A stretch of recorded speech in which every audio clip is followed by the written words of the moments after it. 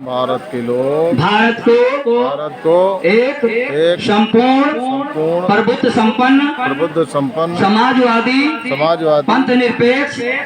लोकतंत्रात्मक गणराज्य बनाने के लिए तथा उसके समस्त नागरिकों को सामाजिक आर्थिक और राजनीतिक न्याय विचार अभिव्यक्ति विश्वास धर्म और उपासना की स्वतंत्रता प्रतिष्ठा और अवसर की क्षमता प्राप्त कराने के लिए तथा उन सब में व्यक्ति की गरिमा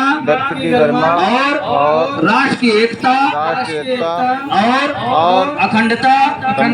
सुनिश्चित करने वाली बंधुता बढ़ाने के लिए दृढ़ संकल्प होकर अपनी इस संविधान सभा में आज तारीख 12 जून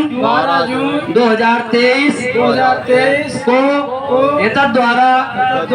इस विवाह कार्यक्रम में अंगीकृत अधिनियमित और आत्मार्पित करते हैं। सभी लोग बोलें साधु